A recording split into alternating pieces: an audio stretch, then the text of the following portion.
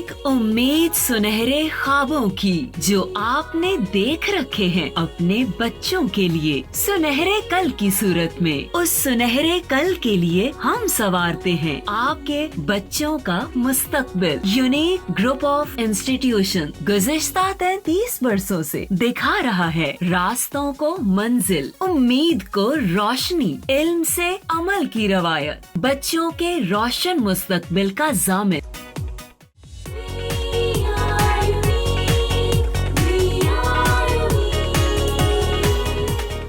बिस्मिल्लाहिर्रहमानिर्रहीम। My name is Sobia mean. 9th class के online lecture series के नेक्स्ट लेक्चर के साथ बेटा हम पढ़ रहे हैं chapter number 3 that is dynamics. और आज हमने इसका टॉपिक पढ़ना है सर्कुलर मोशन, और इसके साथ साथ हम पढ़ेंगे लॉन्ग क्वेश्चन सेंट्रीपिटल फोर्स, और साथ उसके फैक्टर्स क्या हैं, उसका फॉर्मूला क्या है और किस तरह से वो फॉर्मूला डिराइव होता है। इन चीज़ों को आज हम अपने इस लेक्चर में डिस्कस करेंगे। अच्छा, थोड़ा सा बेटा मैं पीछे से रिव्यू दे दूँ कि हमने अपने लास्ट लेक्चर में क्या पढ़ा था, और यकीनन आपने लर्न कर लिया होगा। हमने फ्रिक्शन वाला टॉपिक कंप्लीट किया था बेटा। फ्रिक्शन हमने पढ़ा, फिर उसके साथ साथ फ्रिक्शन किन फैक्टर्स के ऊपर डिपेंड करती है, कोल्ड बेल्ट्स क्या होते हैं, लिमिटिंग फ्रिक्शन, फिर उसके साथ साथ कोफिशिएंट ऑफ फ्रिक्शन के बारे में हमने स्टडी किया। उसके बाद फिर हमने रोलिंग फ्रिक्शन क्या होती है, स्किडिंग एंड ब्रेकिंग क्या होती है, उसके बारे में हमने स्टडी किया। ये सारी चीज़ें जो है वो फ्रिक्शन वाले टॉपिक के साथ ही रिलेट कर रही हैं।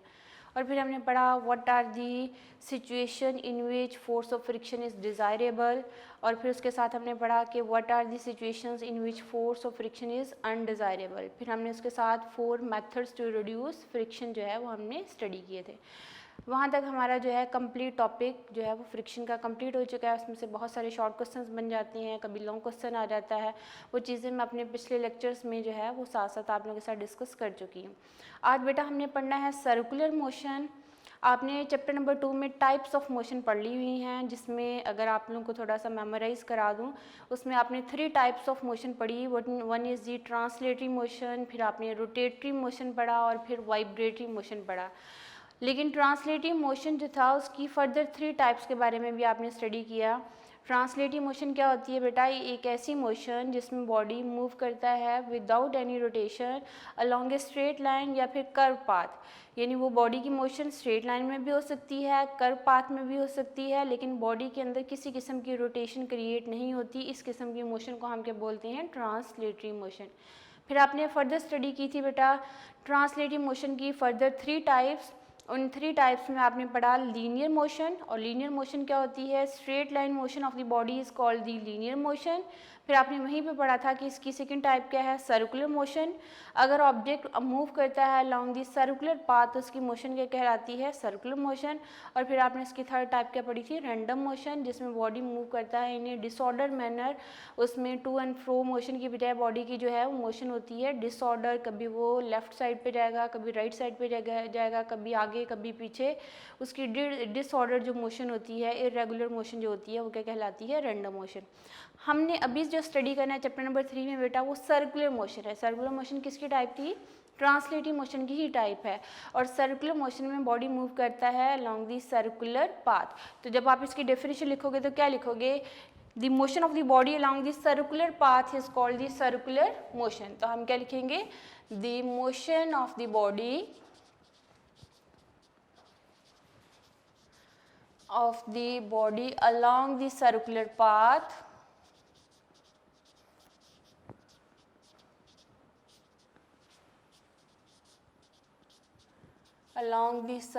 path is called circular motion.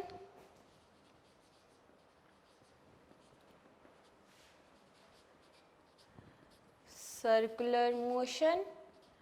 और ये ट्रांसलेटिव मोशन की ही टाइप है बेटा। एग्जाम्पल जब आप दोगे, आप कोई भी एग्जाम्पल दे सकते हैं जो आपने सेकंड चैप्टर में पढ़ी थी, वो भी है। इसी तरह बेटा आपने एग्जाम्पल क्या दे सकते हो? Moon revolves around the earth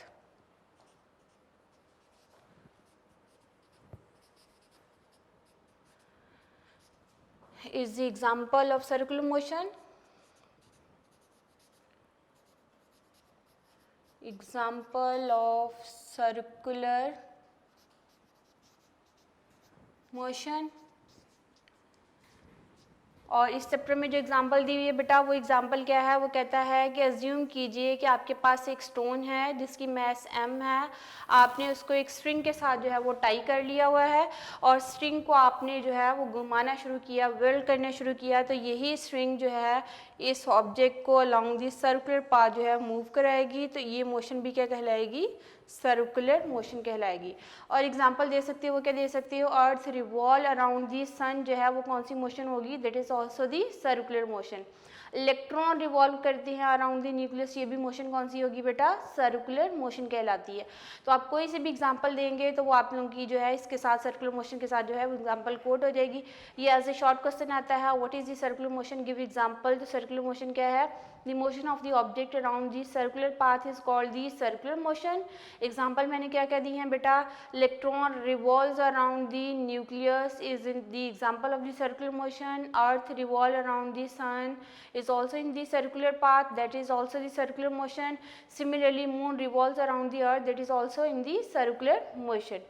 ये थी बेटा कुछ examples about the circular motion. आप लोगों की बुक में जो डिटेल में एग्जाम्पल है वो क्या है कि tie an object with the string and whirl it, this object will move along the circular path, this will be the example of the circular motion। ये एग्जाम्पल दे सकते हो, जो आप लोगों का जो है दिल चाहता है वो आप इसमें एग्जाम्पल कोड कर सकते हो। एटलीस्ट 1 और 2 एग्जाम्पल जो है वो एनफ होंगी फॉर द शॉर्ट क्वेश्चन। इसके साथ हमने जो टॉपिक पढ़ना है that is the centripetal force.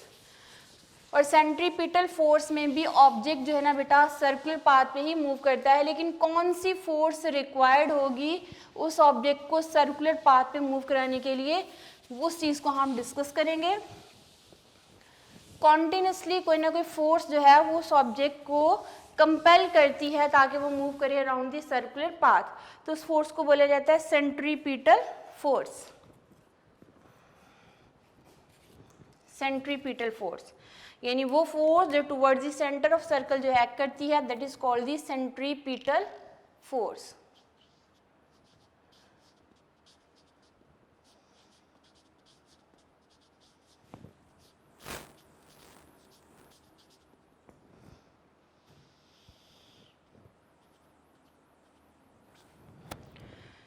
Okay अब इसकी एग्जांपल में देखिए बेटा कि आपके पास कोई भी ऑब्जेक्ट हो जिसका मैस मैंने कहा कंसीडर कर लीजिए कि m मैस, ठीक है।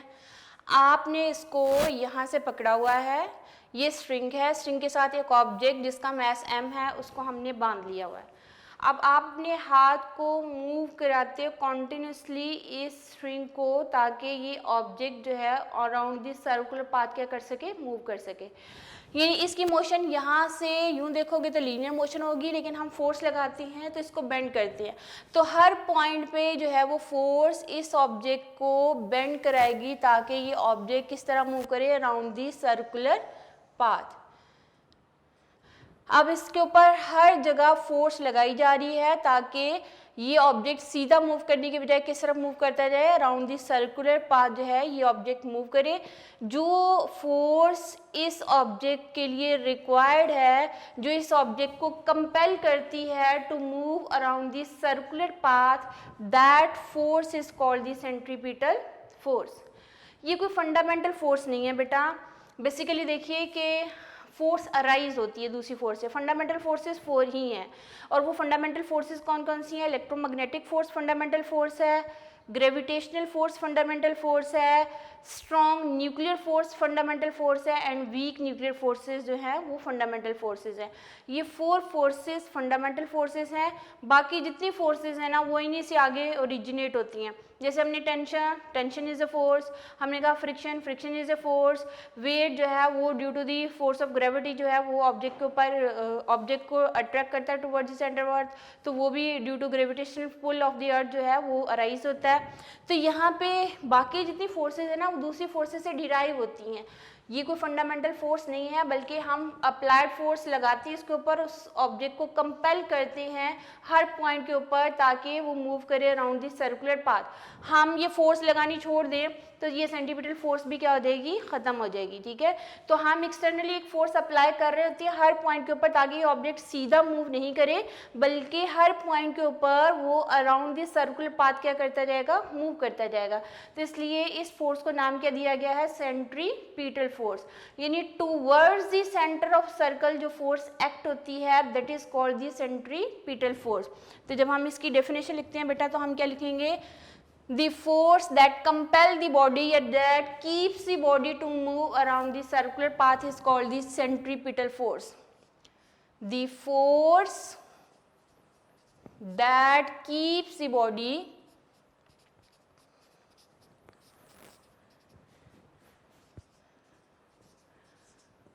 to move around the circular path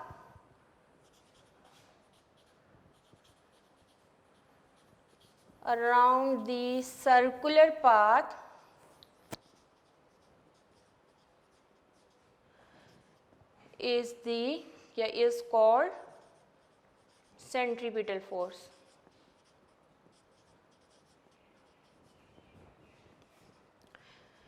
वो फोर्स जो कि किसी भी ऑब्जेक्ट को सर्कुलर पाथ पे मूव कराती है या कंपेल करती है to move around the circular path, that force is called the centripetal force.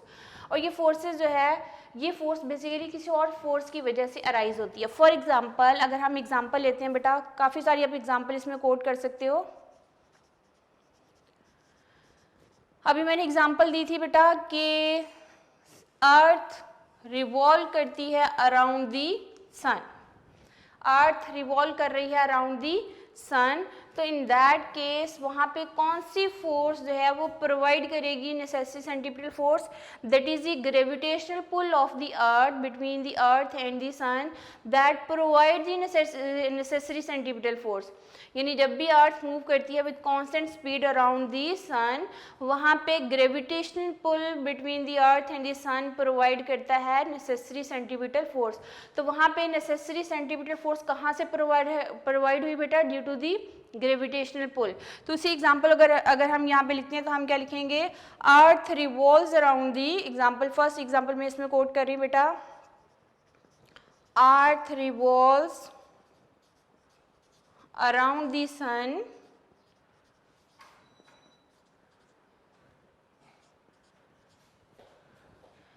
in that case the gravitational pull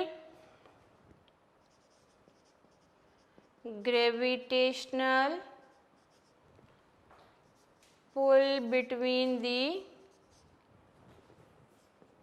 earth and sun provide the necessary centripetal force, provide the necessary centripetal force।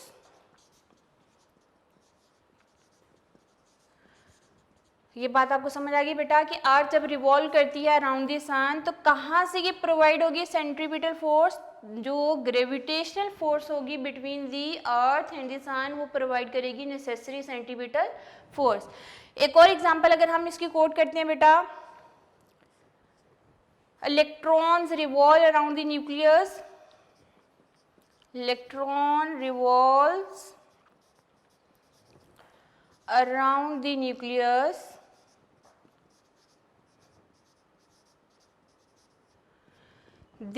in that case the electrostatic force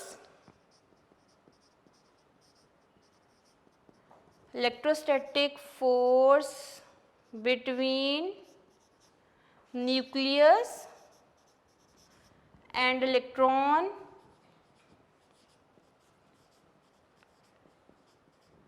provide the necessary centripetal force, provide the necessary centripetal force। Okay, जब भी electron जो है वो revolve करते हैं around the nucleus, यानी अगर example देंगे बेटा, ये है न्यूक्लियस, न्यूक्लियस के अक्रॉस जो है, न्यूक्लियस में प्रोटॉन्स होते हैं, न्यूट्रॉन्स होते हैं, प्रोटॉन के ऊपर पॉजिटिव चार्ज और न्यूट्रॉन के ऊपर किसी किस्म का चार्ज नहीं होता, और इलेक्ट्रॉन इनटू डिफरेंट ऑर्बिट इसके अक्रॉस क्या करते हैं, रिवॉल्व करते हैं। ठीक है, वो डिपेंड करता है कि कौन सा एटम है, उसी हिसाब से इलेक्ट्रॉनिक कन्फिग्रेशन होगी। अब इलेक्ट्रॉन के ऊपर नेगेटिव चार्ज होता है और प्रोटॉन के ऊपर कौन सा चार्ज होता है, पॉजिटिव। तो एज ए होल न्यूट्रॉन जो है न्यूट्रल होते हैं, तो एज ए होल हम न्यूक्लियस के ऊपर कौन सा चार्ज समझ लेते हैं, पॉजिटिव है। तो ये पॉजिटिव एंड नेगेटिव चार्ज के बीच में जो इलेक्ट्रोस्टैटिक फोर्सेज होती हैं, ये फोर्सेज प्रोवाइड करती हैं नेसेसरी सेंट्रीपिटल फोर्स, ताकि ये इलेक्ट्रॉन मूव करे अराउंड दी सर्कुलर पाथ। तो ये चीज़ है बेटा।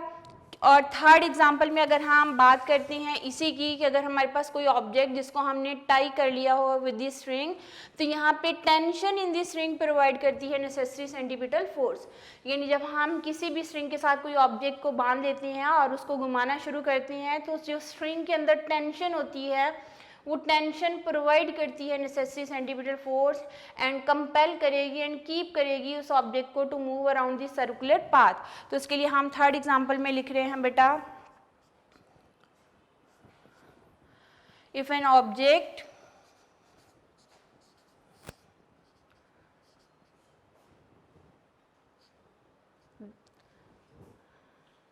object attached with one end of the string, attached with one end of the string,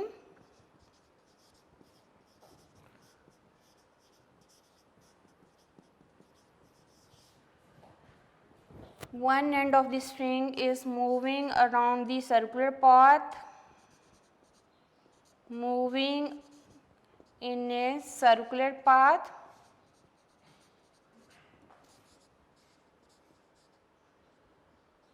then tension in the string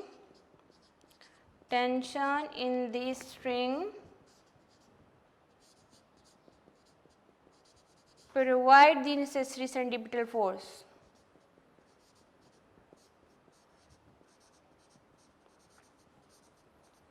necessary centripetal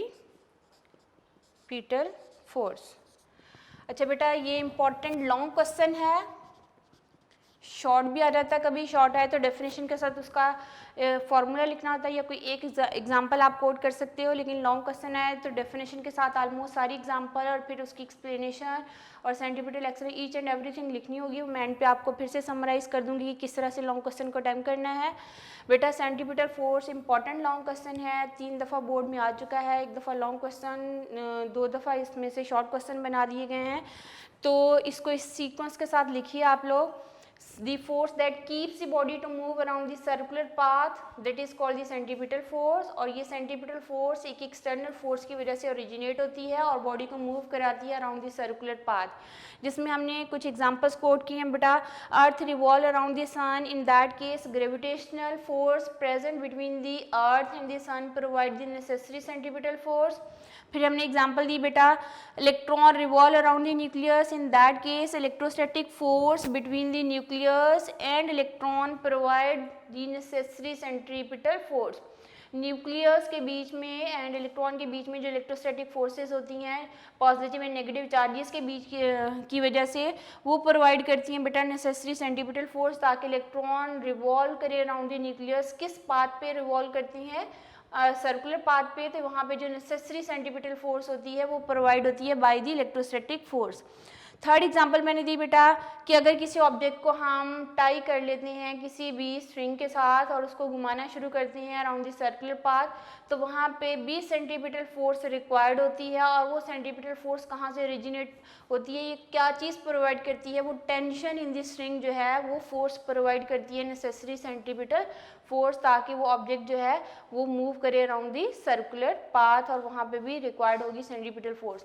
जब भी कोई ऑब्जेक्ट मूव करेगा अराउंड दी सर्कुलर पाथ, तो कौन सी फोर्स उसको कंपेल करती है, उसको कीप करती है अराउंड दी सर्कुलर पाथ, वो फोर्स कहलाती है बेटा सेंट्रीपिटल फोर्स। यानी जब भी सर्कुलर मोशन होगी फोर्स कौन सी रिक्वायर्ड होगी, that is the centripetal force.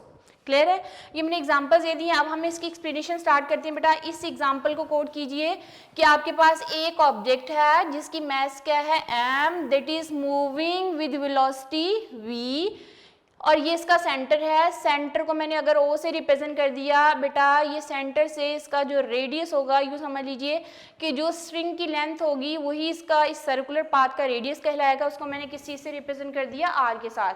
Are is the radius of circle. R क्या है बेटा, radius of circle. R is the radius of circle. और यहाँ पे जो फोर्स इस ऑब्जेक्ट को कंपेल करेगी to move around the circular path, that force is the centripetal force.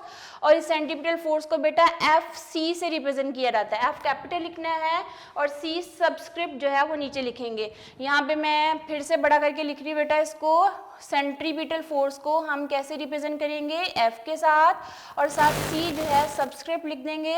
ये एफ सी रिप्रेजेंट करेगा कौन सी फोर्स को, that is the centripetal force. Clear है। और जो सेंट्रीपिटल फोर्स होती है बेटा, ये हमेशा towards the centre of circle act करती है। जो सेंट्रीपिटल फोर्स की डायरेक्शन होती है हमेशा किस तरफ होती है, towards the centre of circle. और आपको पता है कि जब भी कोई ऑब्जेक्ट बेटा सर्कुलर पाथ में मूव करता है तो उसकी वेलोसिटी भी हर पॉइंट पे चेंज होती है, हर पॉइंट पे उसकी डायरेक्शन चेंज होती है, तो उसकी वेलोसिटी क्या होती है बेटा, चेंज होती है, लेकिन स्पीड क्या होगी, कांस्टेंट रहेगी। अच्छा, अब यहाँ पे जब इसकी वेलोसिटी चेंज होती है तो इसमें एक एक्सेलेरेशन भी मौजूद होता है, और वो एक्सेलेरेशन कहलाता है बेटा सेंट्रीपिटल एक्सेलेरेशन। और उसको मैंने किस चीज़ से रिप्रेजेंट किया, A C. A C is the centripetal acceleration and F C is the centripetal force. आपको पता है कि जिस डायरेक्शन में फोर्स अप्लाई होती है बेटा, उसी डायरेक्शन में जो एक्सेलेरेशन है वो प्रोड्यूस होता है। तो यहाँ पे जो एक्सेलेरेशन है वो सेंट्रीपिटल एक्सेलेरेशन है। जब भी कोई ऑब्जेक्ट जो है सर्कुलर पाथ में मूव करेगा, वहाँ जो एक्सेलेरेशन रिक्वायर्ड होगा वो क्या कहलाता है, सेंट्रीपिटल एक्सेलेरेशन, और उसको हम ए सी से रिप्रेजेंट करते हैं। यूजुअली जब ऑब्जेक्ट की मोशन जो है वो एक सर्कुलर पाथ पे होगी तो वहाँ पे एंगुलर एक्सेलेरेशन होता है, और वहाँ पे लीनियर एक्सेलेरेशन के बजाय एंगुलर एक्सेलेरेशन जो है वो क्रिएट होता है। तो यहाँ पे एंगुलर एक्सेलेरेशन को ही नाम दिया गया बेटा सेंट्रीपिटल एक्सेलेरेशन। तो सेंट्रीपिटल एक्सेलेरेशन जो है बेटा उसकी हम डेफिनेशन लिख रहे हैं, सेंट्रीपिटल एक्सेलेरेशन। ये क्वेश्चन बेटा आपने नोट से लर्न करना है, बुक से लर्न नहीं करना, क्योंकि बुक पे सीक्वेंस ठीक नहीं है, आपको वहाँ समझ नहीं आएगी कि कौन सी चीज़ हमने पहले लिखनी है और इसको किस सीक्वेंस के साथ आपने लेके चलना है। ठीक है, डेफिनेशन लिखेंगे, सेंट्रीपिटल फोर्स की एग्जांपल्स लिखेंगे, फिर हम सेंट्रीपिटल एक्सेलेरेशन की डेफिनेशन लिखते हैं बेटा। सेंट्रीपिटल एक्सेलेरेशन क्या है, the acceleration produced by the centripetal force, the acceleration produced due to centripetal force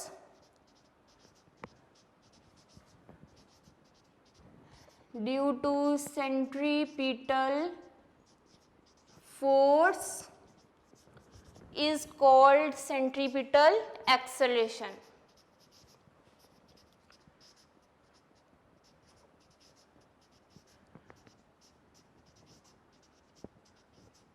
is called centripetal acceleration. और इस एक्सेलेरेशन को बेटा हम किससे रिप्रेजेंट करेंगे, ए सी के साथ। क्लियर है।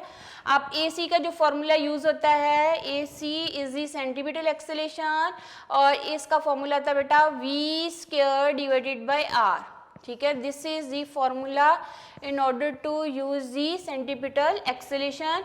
A C is equal to V square divided by R. V क्या है बेटा इसकी वेलोसिटी, और आर क्या है इसका रेडियस ऑफ सर्कल। तो यहाँ पे जो सेंट्रीपिटल एक्सेलेरेशन का फॉर्मूला है that is V square divided by R. अब जब इसकी एक्सप्लेनेशन लिखोगे बेटा, एक्सप्लेनेशन में आपने पूरा पैराग्राफ लिखना है, स्पेस की कमी की वजह से पैराग्राफ में बोल रही हूँ। एक्सप्लेनेशन में आप लिखोगे, consider a body having mass m that is moving with velocity v around the circular path. The force that keeps the body to move around the circular path is the centripetal force, and this centripetal force is always directed towards the center of circle. The centripetal acceleration produced due to the centripetal force, its direction is always towards the center of circle.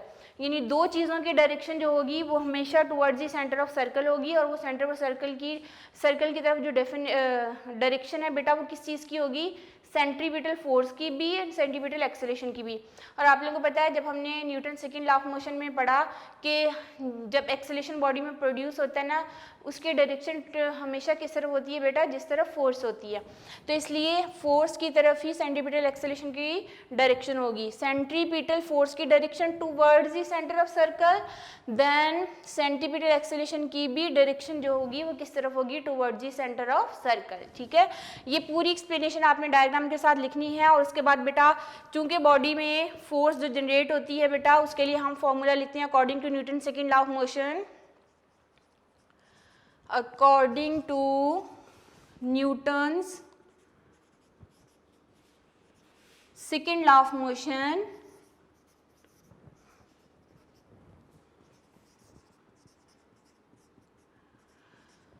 क्या formula पढ़ा था बेटा, F is equal to M A. This is the formula for the force, जो कि हमने second law of motion में इसको derive किया था।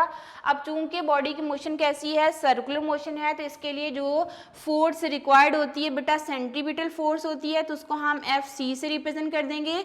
ये सिंपल ये वाली बेटा फॉर्मूला हम लीनियर मोशन के लिए लिखते हैं। लेकिन जब आपकी मोशन जो है, इस ऑब्जेक्ट की मोशन सर्कुलर मोशन होगी, तो हम फॉर्मूला को थोड़ा सा चेंज करेंगे। F की बजाय हम लिखेंगे FC, that is the centripetal force, and A की बजाय आप लिखोगे बेटा AC, that is the centripetal acceleration. Clear है?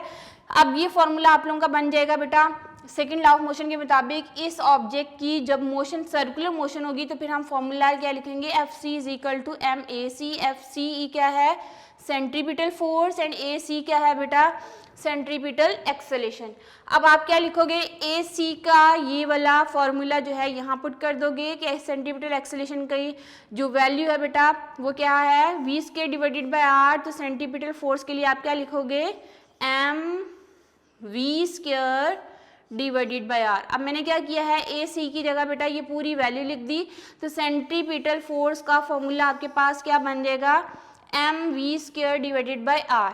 m क्या है बेटा, मास ऑफ द बॉडी, v क्या है, वेलोसिटी, चूंकि इसका स्क्वायर है तो हम क्या लिखेंगे, square of the velocity of the body, और r क्या है, रेडियस ऑफ सर्कल। तो इसी फॉर्मूला से आप जो है क्वेश्चन बना सकते हो, उसका आंसर भी दे सकते हो कि what are the factors on which centripetal force depend. यहाँ से देखिए बेटा सेंट्रीपिटल फोर्स किन फैक्टर्स पे डिपेंड कर रही है, मास के ऊपर, स्क्वायर ऑफ वेलोसिटी के ऊपर, एंड रेडियस ऑफ सर्कल के ऊपर। तो factors that affect the centripetal force,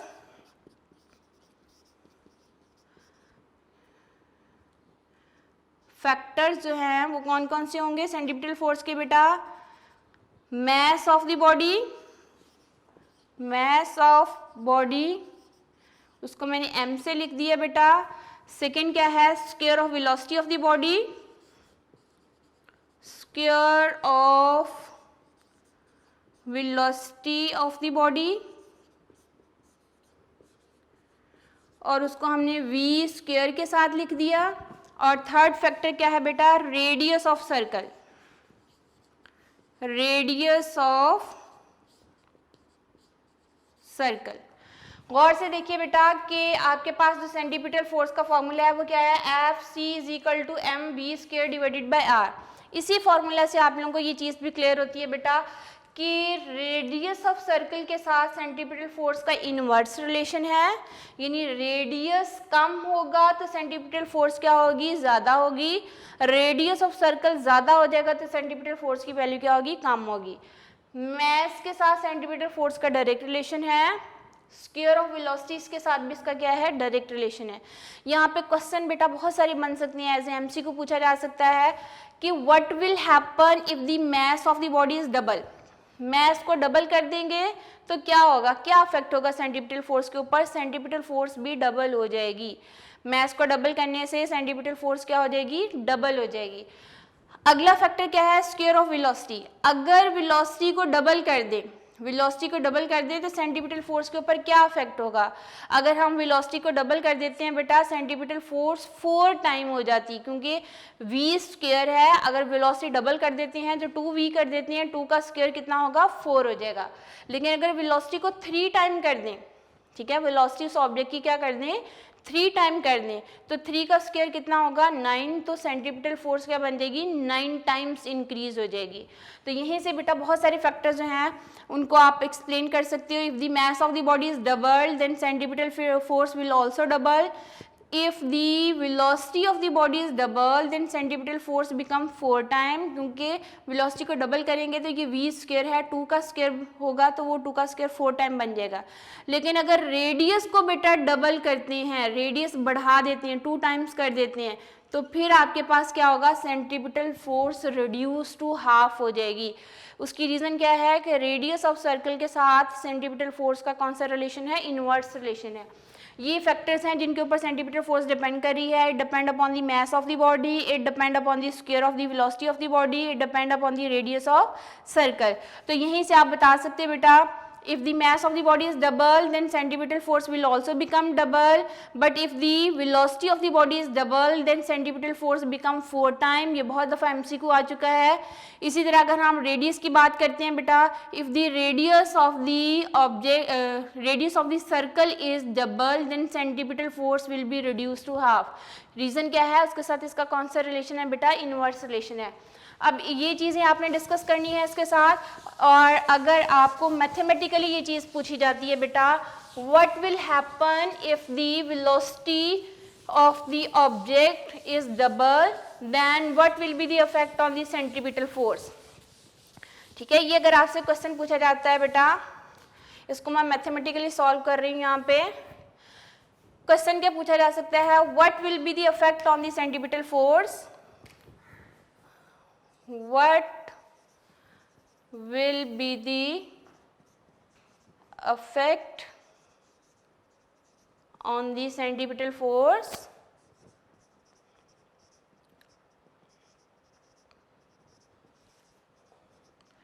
if the velocity of the object is double, velocity of the object is doubled. Double का मतलब क्या होगा कि हमने उसको डबल कर दिया, 2 टाइम कर दिया। तो इसका आंसर आप कैसे लिखोगे बेटा, मैथमेटिकली इसको प्रूव कर देंगे। एज वी नो दैट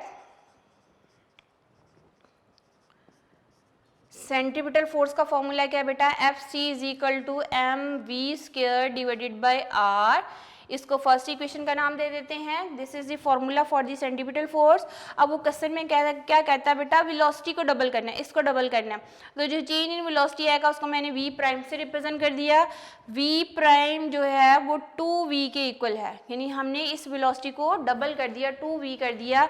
तो सेंट्रीपिटल फोर्स के लिए अब जो हम लिखेंगे Fc प्राइम लिखेंगे। ठीक है, जब आप Fc प्राइम जो लिखोगे इसका मतलब चेंज आएगा वो आप लिखोगे Fc प्राइम किसके इक्वल हो जाएगा बेटा, mv prime divided by r square.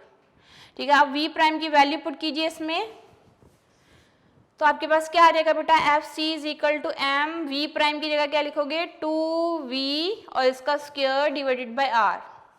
अब आप लिखोगे बेटा Fc is equal to m, 2 का स्क्वायर कितना होगा बेटा 4v square divided by r।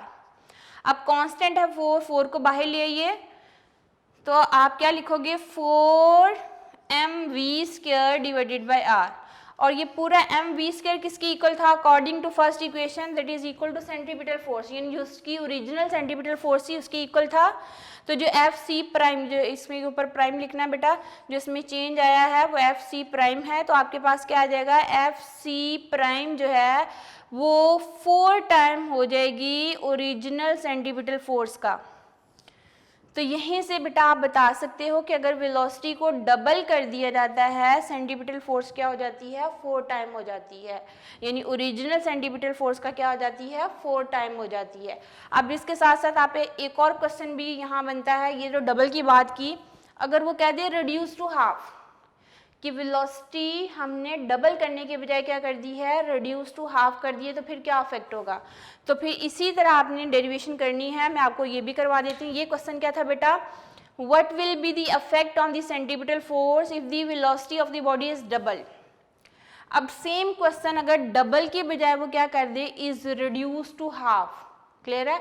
Is reduce to half, तो फिर आपने किस तरह से इसका आंसर लिखना है, ये मेरा ख्याल आपको बात समझ आ गई होगी। इस तरह के क्वेश्चन आपकी नोट्स की एक्सरसाइज में भी मौजूद हैं।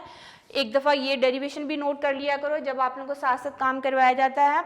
उसके बाद आप नोट्स को देखा करो, पास पेपर्स को देखा करो, आपको बहुत सारी चीज़ें समझ आएंगी कि इस क्वेश्चन से रिलेटेड बोर्ड में किस तरह के क्वेश्चन पूछे जाते हैं और आ सकते हैं। मल्टी डायरेक्शनल में क्वेश्चंस को सोचा करो। ये क्वेश्चन मैंने आप लोगों के लिए लिख दिया है। अब मैं इसी क्वेश्चन को डबल की बजाय वेलोसिटी रिड्यूस टू हाफ के साथ सॉल्व कर रही हूँ ताकि आपको आइडिया हो जाए कि हमने क्या करना है।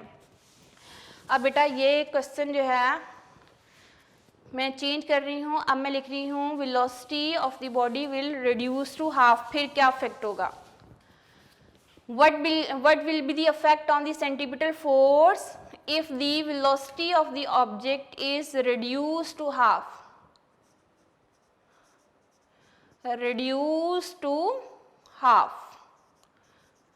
हो गई है, अब कम हो गई है।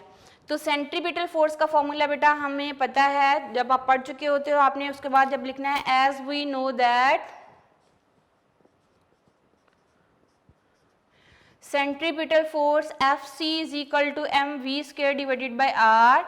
और उसके बाद वो क्या कहता है क्वेश्चन में, अगर वेलोसिटी को रिड्यूस टू हाफ कर दिया जाए, ओरिजिनल वेलोसिटी का हाफ कर देंगे यानी v/2 कर दें, तो फिर क्या इफेक्ट होगा सेंटीमीटर फोर्स के ऊपर। तो फिर मैं Fc प्राइम लिख रही हूँ, that is equal to mv prime का स्क्वायर डिवाइडेड बाय 2। अब v प्राइम की ये वैल्यू पुट करेंगे बेटा ये वाली, तो आप क्या लिखोगे, Fc is equal to mv prime की जगह क्या लिख देंगे बेटा, ये पूरा फैक्टर। v प्राइम का स्क्वायर की बजाय हम लिखेंगे v डिवाइडेड बाय 2 और इसका होल स्क्वायर डिवाइडेड बाय क्या आ जाएगा r। ठीक है, अब आप क्या लिखोगे, Fc is equal to m v square, v का स्क्वायर क्या आ जाएगा v स्क्वायर, और 2 का स्क्वायर कितना आ जाएगा बेटा 4, और डिवाइडेड बाय ये पूरा डिवाइड होगा बेटा r। अब ये 4 इधर आ जाएगा और आप क्या लिखोगे इसको, Fc जो कांस्टेंट टर्म है बेटा 1/4 आप एक साइड पे ले लीजिए, बाकी क्या आपके पास आएगा mv square divided by r। And according to first equation mv square divided by r किसके इक्वल है, ओरिजिनल सेंटीपिटल फोर्स के equal. mv square divided by r बेटा ओरिजिनल सेंटीपिटल फोर्स के इक्वल है, तो हम mv square divided by r की बजाय अब हम ये fc प्राइम था जो चेंज आया इसमें, इसके ऊपर आपने साइन जो है वो प्राइम लगाना है। उसके बाद आप लिखोगे Fc इज इक्वल टू 1/4 और mv square divided by r की जगह आप क्या लिख दोगे Fc, यानी ओरिजिनल सेंट्रीपिटल फोर्स का ये क्या होगी बेटा 1/4। तो आप इसको ये भी लिख सकते हो Fc divided by 4, this is the Fc prime. और इसका जब आप रिजल्ट लिखोगे आप क्या लिखोगे, if the velocity of the object is reduce to half, if the velocity of the object is reduced to half then the centripetal force will reduce to 1/4। ठीक है, 1/4 जो है वो टाइम रिड्यूस हो जाएगी अगर वेलोसिटी को रिड्यूस करेंगे, लेकिन अगर डबल कर देते थे तो क्या हो जाता था, 4 टाइम हो जाता है। अब ये रिड्यूस टू हाफ किया है तो ये 1/4 यानी ओरिजिनल का जो रिड्यूस हो जाएगी 1/4 हो जाएगी। इस तरह क्वेश्चन जो हैं वो आपसे पूछे जा सकते हैं, इसको आप मैथमेटिकली सॉल्व करके भी देखोगे और उसको आंसर करोगे, उसको अप्रोच करोगे। तो ये था बेटा हमारा लॉन्ग क्वेश्चन सेंटीपिटल फोर्स। आपने इसको किस तरह लिखना है, सबसे पहले सेंटीपिटल फोर्स की डेफिनेशन लिखेंगे, the force that keeps the body to move along the circular path is called the centripetal force. उसके बाद अब इसकी एग्जांपल्स हैं, 3 एग्जांपल मैंने यहाँ बोर्ड पे लिखी थी, तीनों एग्जांपल कोट कर दीजिए लॉन्ग क्वेश्चन में। उसके बाद आप उसके फैक्टर्स की हेडिंग दीजिए, what are the factors on which centripetal force depend. किन फैक्टर्स के ऊपर डिपेंड करिए बेटा, mass of the body, square of velocity of the body and radius of the circle के ऊपर डिपेंड करती है। फिर आप सेंटीपिटल एक्सेलेरेशन का डेफिनेशन लिखोगे कि और उसके साथ उसका फॉर्मूला लिखोगे। सेंटीपिटल एक्सेलेरेशन की डेफिनेशन क्या है, the acceleration produce due to the centripetal force is called the centripetal acceleration. और उसके फॉर्मूला क्या है बेटा, AC is equal to v square divided by r। और फिर आप एक्सप्लेनेशन की हेडिंग देके ये डायग्राम ड्रॉ करोगे और इस डायग्राम को ड्रॉ करने के बाद आप लिखोगे let an object having mass m that is moving with velocity v around the circular path having radius r, the necessary centripetal force provided by the tension in the string the direction of the centripetal force is always towards the center of circle and the direction of centripetal acceleration is always towards the center of circle. और in that case बेटा आप फिर लिखोगे centripetal acceleration के लिए formula लिखने के बाद फिर आपने according to Newton second law of motion Fc is equal to mv square divided by r और फिर AC का फॉर्मूला लिखने के बाद आपने जो डेरिवेशन कर देनी है यहाँ तक AC is equal to Fc is equal to mv square divided by r और ये फॉर्मूला बेटा किसके लिए यूज़ होना है, सेंट्रीपिटल फोर्स के लिए, सेंट्रीपिटल फोर्स के लिए ये फॉर्मूला यूज़ होगा, ठीक है। और फिर इसके बाद आपको जो मैंने अभी वर्डिंग में कंप्लीट बताया है कि ये इसके फैक्टर्स हैं जिनके ऊपर सेंटीमीटर फोर्स डिपेंड करती है, इसी से आप एक एक लाइन में इसकी एक्सप्लेनेशन लिखते जाओगे। If the mass of the body is double then centimetre force will also become double. फिर मैंने क्या लिखा बेटा, square of velocity of the body, इसमें आप बात करोगे if the velocity of the body is double then centimetre force become 4 time. और रेडियस ऑफ सर्कल की जब आप बात करोगे फिर आप क्या लिखोगे बेटा, तो फिर आप लिखोगे कि रेडियस ऑफ सर्कल को हमने r से रिप्रेजेंट किया था बेटा, रेडियस ऑफ सर्कल को अगर हम रिड्यूस टू हाफ कर देते हैं तो सेंटीमीटर फोर्स क्या हो जाती है बेटा, इसको हम डबल करते हैं तो centimetre force reduce to half हो जाती है। लेकिन अगर हम r को यानी रेडियस ऑफ सर्कल को कम कर देंगे तो क्या हो जाएगी, ज़्यादा हो जाएगी। रेडियस ऑफ सर्कल को ज़्यादा करने से सेंटीमीटर फोर्स कम होती है, लेकिन रेडियस ऑफ सर्कल को कम करने से सेंटीमीटर फोर्स क्या होती है, ज़्यादा होती है। इन दोनों के बीच में इनवर्स रिलेशन है, रेडियस ऑफ सर्कल ज़्यादा सेंटीमीटर फोर्स कम, रेडियस ऑफ सर्कल कम तो सेंटीमीटर फोर्स क्या हो जाएगी, ज़्यादा हो जाएगी। इस फॉर्मूला से बहुत सारे क्वेश्चंस के आंसर आप लोगों को पता चल जाते हैं बेटा, फॉर्मूला याद कर लिया करो, इससे मल्टी डायरेक्शनल क्वेश्चंस के आंसर आप दे सकते हो। Formula of the centimetre force क्या है बेटा, Fc is equal to mv square divided by r। इसी फॉर्मूला से आपने फैक्टर्स बता देने हैं, कौन कौन से फैक्टर हुए, मास of the body, square of velocity and radius of circle, ठीक है। इसी से अगर आपसे कोई शॉर्ट क्वेश्चन बता देता है what will affect on the centimetre force if the mass of the body is double, फौरन आपने आंसर करना है, उसको वर्डिंग में लिखना है कि if the mass of the body is double then centimetre force will also become double. Formula लिखने के बाद आपने इसका आंसर जो है वो लिखना होगा। तो इस तरह बोर्ड में बहुत सारे कॉन्सेप्चुअल क्वेश्चंस आ जाते हैं जो कि फार्मूला से बना दिए जाते हैं। आपने अपने अंदर एबिलिटी पैदा करनी है बेटा कि आप में इतनी एबिलिटी होनी चाहिए कि क्वेश्चन आपको अगर इस टॉपिक से रिलेटेड दिया जाता है तो आपने उसको अटैम्प्ट कैसे करना है, क्योंकि बोर्ड में आप ये नहीं शोर मचा सकते हो कि this is out of syllabus. आपको ये टॉपिक बता दिया है, टॉपिक आपको पढ़ा दिया, इस टॉपिक से रिलेटेड क्वेश्चन किसी तरह भी एग्जामिनर आप लोगों से पूछे तो आपने उसको अप्रोच करना है और आपने उसको आंसर करना है, ठीक है। ये है बेटा लॉन्ग क्वेश्चन। सेंटीमीटर फोर्स हमने पढ़ा, सर्कुलर मोशन के बारे में हमने पढ़ा। Circular motion as a short question आता है, लेकिन centimetre force very very important as a long question. Long question के तौर पे इसको लर्न कीजिए। इसमें से 3 शॉर्ट क्वेश्चन बन सकते हैं। Define centimetre force, right it's formula, एक शॉर्ट क्वेश्चन बनेगा। या क्वेश्चन आप क्या आ जाता है बेटा, define centripetal acceleration, right it's relation. ये सेंटीमीटर एक्सेलेरेशन का की डेफिनेशन है, ये इसका रिलेशन है, ये एज ए शॉर्ट क्वेश्चन पूछ लिया जाता है बेटा।